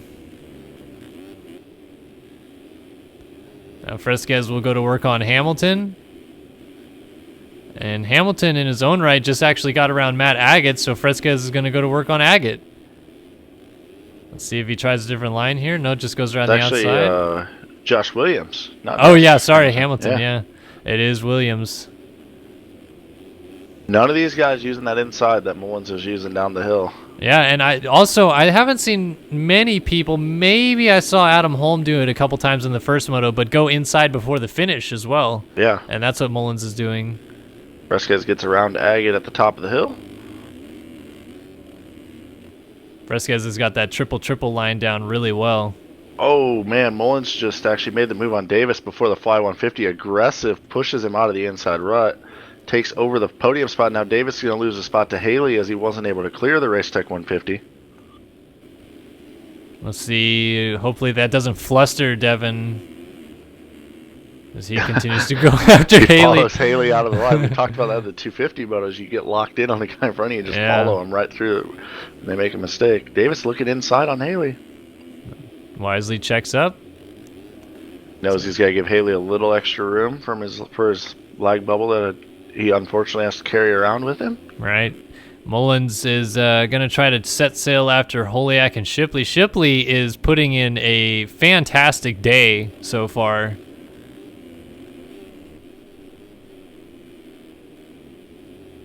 Definitely, I don't know. I guess I did not expect this out of Shipley. We talked about it earlier, Chris, that Shipley's never really been like the outdoor guy, and he has been fast outdoors. That's not to say that he can't win out here, but usually he's kind of like the Supercross guy, you know? Yeah, I feel like that 2017 has been the rebirth year for the Versus PC Family Max rider of Jeremy Shipley. He's back to his old ways in Supercross during the season and showing something new outdoors. Hopefully he brings it throughout the whole series and can be a title contender. Right. Making that thing look good as Holiak after his crash is still in second. Good day for Holiak too, coming through the pack in Moto number 1 and looking to get on the podium here in the second Moto. Yeah, and you think back to that first Moto, he did get a little lucky there late, but ended up 5th and pretty much equaled Fresquez's charge, which Fresquez went to 4th, but these guys were both buried outside of the top 25 together after a couple laps. So I'm sure Holiak's pumped to probably get 2 top 5s out of today, given the status of his position after the first couple laps in that first Moto. For sure, a good way to start off the series. And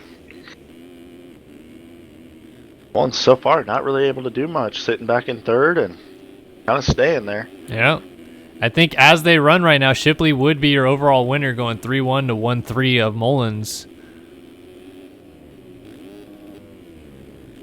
There's a rider down. That is a lapped rider. Haley still behind Mullins. Then Davis comes through. Now Fresquez has moved into the 6th spot here. Oh, wow. We blew right past the halfway point without doing that whole top 10 rundown. Yeah, take it away. And this one's going to be brought to you by the fine folks at Tiger Designs. TigerDesigns.net. They paint helmets. They can put your name on a helmet, or you can buy a helmet from them. And leading the way, Jeremy Shipley, 22 seconds out front versus PC Fam MX, number 39. Running in the 2 spot, ever good, number 15, Connor Holiak. So was really curious to see what he'd do come race time, and he's backing it up with some really good riding. Not just a hot lap hero, obviously. For the 15 of Holiak, then comes defending champ Jesse Mullins, carrying the red plate. The finishes right now, he'll carry the red plate into round number 2, but it'd be dual red plates with Shipley. Jack Haley runs up in the number 4 spot, Relax Attire, number 26. Solid top 5 run going right now for the DX3 ride of Devin Davis on the number 45. But he's got some pressure coming from the 21 of Fresquez Team Volcom rider. Trying to put the moves on Davis. Running back at 7th and find another ever good rider. This one's Josh Williams on the 75. 9th place is Benny Landry, Moto Savage. The 8-8 machine. James Armstrong, after leading early in a great Moto 1, all the way back in 9th on the Volcom machine. Maybe just mentally drained, getting late at night as well. Maybe struggling a little bit from that. And rounding out the top 10, we find, guess what? Matt Agate and Adam Holmes dicing it down the downhill. So our 1 to watch versus PC 1 to watch. Adam Holmes temporarily takes charge of the Architect battle. That's funny. Man. These guys have been glued together all day long. No kidding. That is really funny. I saw Agate, I'm like, well, that's a good ride for Agate, and here comes Holm making the pass again. Oh, man. I'm sure they'll exchange that position about 14 more times before the end of this thing. Yeah, they got 10 more minutes to go. Of course they're going to pass each other a bunch. This thing at the front's not over. Shipley's leads down to 13 seconds now. Mullins is still And- charging. Meanwhile, Fresquez has gotten by Davis. Oh, Mullins just went down on the face of the finish. Didn't fall off. Ran a 2:10. Like, had to get up from a crash before crossing the line. That would have Wow. been a burner, obviously. But look at Fresquez now working on Haley. He's not too far back of Mullins here either. Yeah, he might want to repay a favor after Mullins helped him to the ground. Nothing dirty, but he did help him off over the berm. Hey, I'm all about it. If these guys want to start a rivalry at round 1 of the championship, I'm game. Yeah, I mean, hatred's awesome because it makes it good for us. Yeah. These are some long streams, but man, the action's been great. Yeah. Making it go by pretty quickly. Look at Oh, Tyson. Haley mistake is down. Oh, Fresquez Fresquez is front down. end lock. Davis is going to come by and say, "What are you guys doing?" Haley almost takes Davis out getting going. Fresquez is going to get going, but a lapper, that's Jordan Vanderlee, goes through. Vanderlee lets him back by.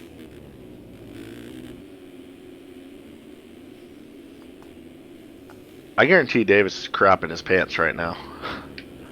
He gets so excited to be doing well. And he sees a top 5 right here. Still got to deal with Haley right on him before Fresquez gets there. Look at Haley charging towards the inside. Great 3-rider battle here. This is for 4th on the track. 4th. Again, Haley was 20th in Moto 1, so these points are huge for him. Look at Fresquez already into this battle again. And he's whipping the Race Tech 150. Wow, 3-rider train. Oh. Whoa, Fresquez. I don't know how he didn't get Grabbed the clutch to start rolling free there to save that. Haley down. All right, Fresquez will go through. We'll see how long it takes him to get to the back of Devin Davis. Up ahead of them. Mullins still Landry trying to chase also after Holiak. Went around Haley while he was down, so Landry putting a solid run. Yeah, Landry was top 10 the first moto. Looking at another solid top 10 ride here. The lead's down to 11 seconds. Anything There's can still happen a lot here. of racing to go in. Yeah. 2:08 lap time last time around for Holiak, 2:10 for Shipley. Just shy of 23 minutes in as Fresquez has already got to Devin Davis and makes the pass. Devin Davis, so the next person for him would be Mullins, but he's a long ways up the road. 15 seconds back. I think there's going to be a lot of moving and shaking before this thing's over. It'll be like a disco out there. No question. Shipley's leads under 10 seconds, down to 9, and if it gets one more second less, you know that's about the fall-off time. Yep. Holiak is charging hard. Holiak can obviously see that Mullins is still within reaching sight here, and Fresquez is, I assume, probably just going to go all out from here until the checkered flag to try to get to Mullins. Just run qualifying lap after qualifying lap. Doesn't sound like much to beat Mullins in one of these motos, but if Fresquez can get a few points back on the defending champion, that's going to be big for him at this opening round instead of losing to him twice. Oh, Mullins is down after the Race Tech 150. He came up short. And Fresquez is not going to get there before Mullins gets up, but it's going to be a lot closer now. He's going to see him. Seeing is believing, right? Oh, I believe that. Fresquez is going to 3 seconds have all now. kinds of fire now. And I don't know. I mean, Fresquez is usually a pretty square racer. I think he understands what Mullins was trying to do there, and Fresquez did force it in there late, so I don't think he's going to hold any grudges, but you never know.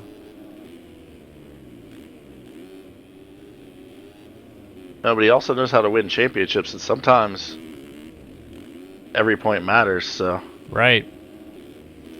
So maybe I don't think he'll go in worth and it. dirty him up if he doesn't have to, but he might be aggressive if he has to make a move. Yeah, well, looking at the lap times, Fresquez just ran a 2:06.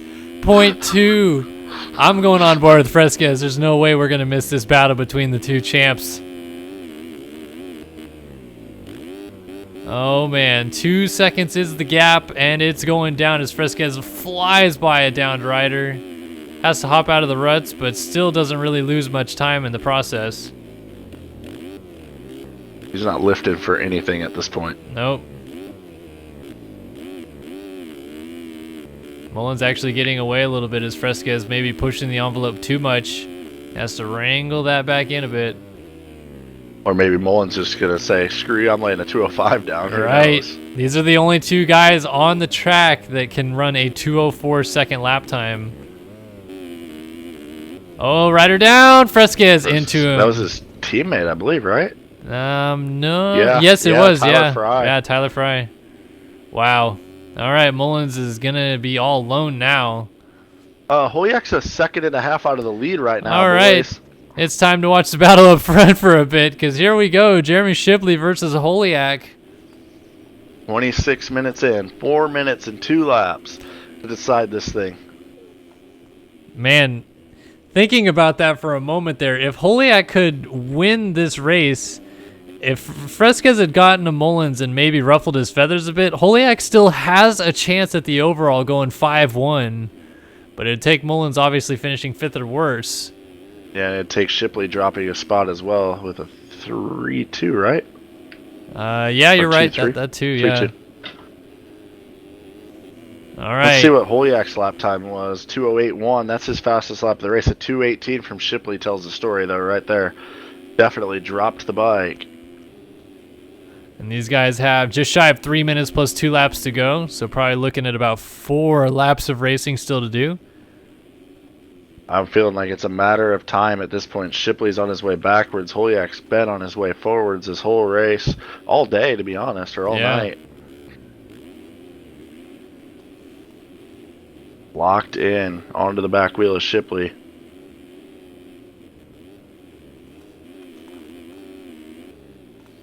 Shipley so far doing a decent job responding to the pressure. Not getting too phased by it, and also working different lines that might be to Holiak's detriment.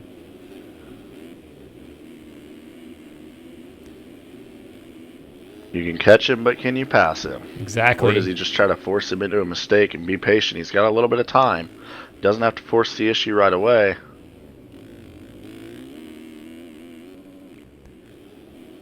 And he does have a lot of time behind him to give, too, so he's almost guaranteed second at this point.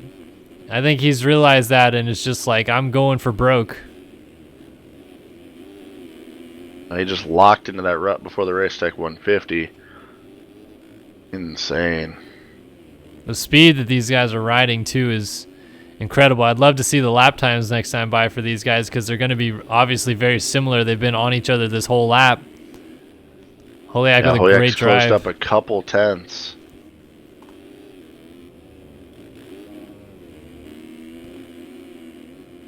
Look at Shipley flat tracking through the corner, but Holiak keeping the power to the ground. Might have gotten a better drive there. Into the half pipe. Oh, Holiak scrubs it down a bit. Able to keep it on 2 wheels. Now down by the mechanics area. Let's take a look at the lap times. 2:08.1, 2:08 flat. Both their fastest of the race. If you don't think they're pushing it, they obviously are.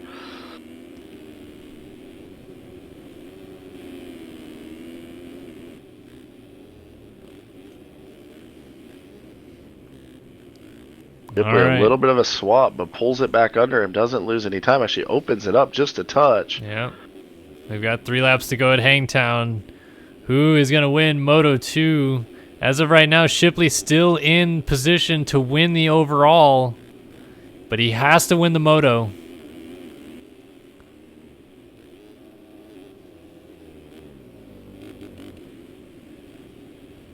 Holiak just rails the outside. Shipley went inside. Worked out about even. Oh, Holiak's got a great drive coming up this hill. He scrubs down the tabletop. Let's see what he does in the rollers. He's looking inside. Yep, let's see. Get the triple. Not quite. And Either Shipley got it. Cleaner through the rollers, so Shipley hangs on. Oh, man, it's such a cat and mouse game. They're riding so fast, but it's really the little mistakes that are being the difference here.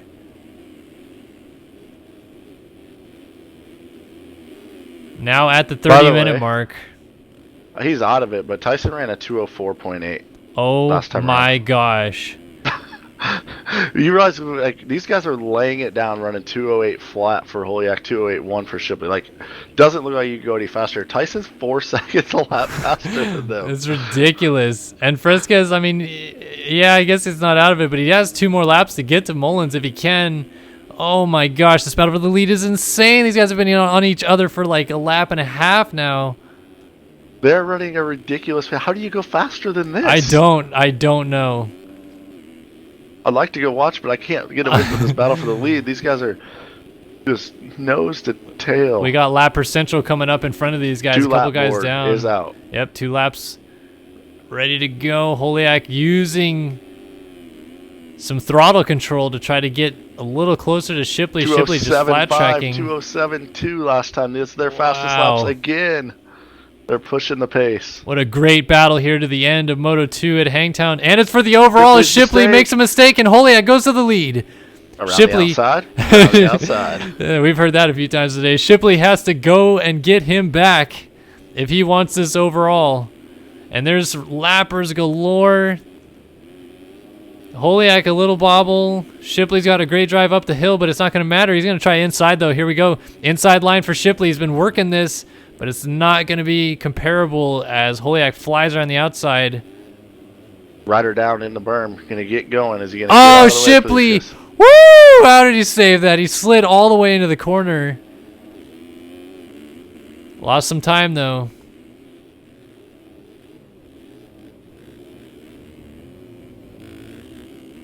These riders doing a very good job of just getting out of the way.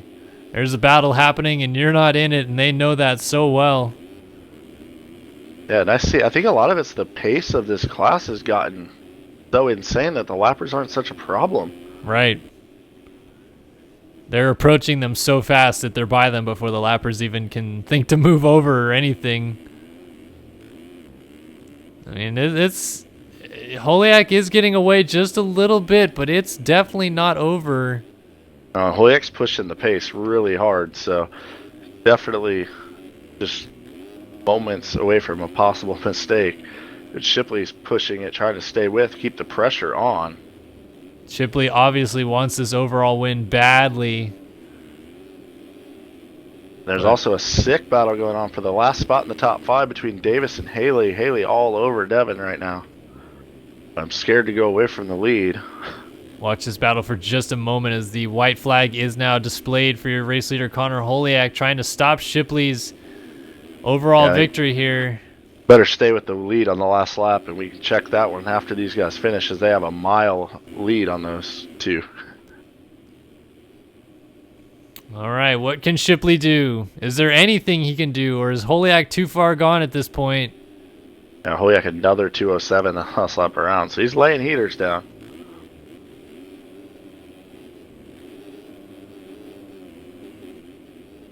Wow, Shipley's really pushing the envelope, though, just jumping over ruts. He's railing that corner. He's going for it. He's definitely trying to make Holiak have to continue to push the pace, try to force him into a mistake, or if it's a small mistake, be close enough to capitalize and make a pass. Look at Shipley rail that corner. Now it looks like he's the real aggressor here. He's got much better drives. And he just gets a triple, yeah. Doubles into the corner. Does he get the line? Yes, he does. Ooh, wow, that was smooth. That wow, Shipley's railing right now. He's closed it in. Any slip up from Holiak, and Shipley will go on by at this point. Oh, Shipley, little bobble there. Has to force the issue into the rut. Holiak might have a gap that's comfortable enough. I don't know. He's still so close. Shipley has to do something. Everyone's going wide, but you can push it down the inside and make a pass. Yeah, we'll see if Holiak you're the guy protects. In the lead, it's risky. Shipley's pushing it. Oh, I thought he was gonna blow that rut out. He holds it in. And look at that flat track around the top of the corner. Rider down, please don't go. Oh my goodness. All right, into the bowl. out of the half pipe one more time. Let's see who rails this corner harder. Shipley got it really good. Here we go. It's coming to the final corner for the overall at Hangtown, folks. Connor Holiak leads the race into the final corner. He rails the rut, and he gets it. Holiak wins Moto 2. Shipley ran a 2:05.6 Wow. on the last time around. 2:06.6. Holiak's fastest lap as well. These guys get to give each other a little what's up. That was awesome. Damn, that was crazy. So Shipley just denied the overall victory. That means it will go to Mullins as long as he holds on to this spot here in third, which it looks like he will do. Fresquez is not close enough. I went back to find our battle for fifth, find Davis all by himself. Armstrong up to sixth, Holm up to seventh. Haley and Holm were actually laying at the top of the rollers together, so Haley's last laps have come unglued as he goes down yet again. Devin Davis is going to get a top 5 out of this. Fresquez goes 4-4 on the day, so pretty decent ride for Fresquez considering his first moto woes. Watch Davis bike hump over the finish line. I'm sure he is pumped with that top 5 performance. Great day at Hangtown for no kidding. The DX3 rider. And He gets the boner air going on. Boner, yeah. Armstrong, definitely a couple solid rides for Armstrong. Can't be too ashamed about it. Obviously had a better chance in the second moto to perhaps win it, but threw it away. And then Holm. Of course, our versus PC one to watch. Adam Holm, solid day for him. And he wins the battle with Matt Agate as well. Here comes Haley. Haley is still battling with Landry and Cameron Lee to the line. Look at this. Landry versus Lee and Haley all there, but they stay in the same positions. Lee, another bike hump, pumped with another top 10. Yep. Here comes Matt Agate finally back in the 11th spot. So pretty solid day for Matt Agate. He still has Hamilton breathing down his neck on that TMFR bike. To the line. Looks like Agate's going to hold it as long as he gets the last corner clean, and he will. So Hamilton will come across in 12th behind him. Blakely is all alone. He's going to get 13th. And St. Laurent, 14th. We'll wait for Josh Williams. He is the last rider on the lead lap for cuts to come in. Well, while he's doing that, Chris, do you want to go ahead and give us all a great thanks to all of our sponsors that are on board with us this year? We have sponsors? Are you sure? There's people that support this awesome racing that we just saw? I think so, yes. Well, I definitely would like to give them a thank you. Of course, Ride 365 title sponsor, powered by VersusPC.com. Log on to all these sponsors and like Versus PC, send me an email to Chris at RaceFactorGaming.com. I'll actually get you set up with a deal from them. Also, Racetech Suspension and Engines, Moto Chasing, who will be bringing you all the live stream from the amateurs on Sunday nights, twitch.tv/Moto Chasing. Go follow them on YouTube for a lot of rad real-life videos.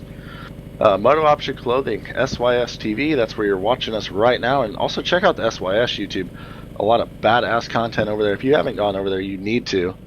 More than just live streams, that's for sure. FamiMX Design, Bentley Graphics, Tiger Designs, Two Wheelers Graphics, Vanderhoof Light, RaceFactoryGaming.com, where all the racing takes place, and of course MX Simulator.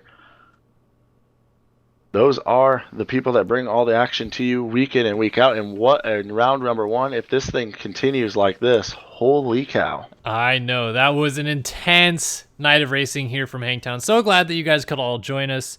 Congrats to the overall winners, of course. Jesse Mullins going 1-3 to win the 450 class, and Jared Seidhoff continuing his streak on the top, going 1-2 to win the 250 class tonight. So again, thanks everybody for joining us. For Chris Riesenberg, Kellen Brauer, and all of us here at Start Your Systems, we appreciate you guys joining us. Full replays back up on YouTube tomorrow morning. And we will see you guys next week from Glen Helen. All right, so long for now.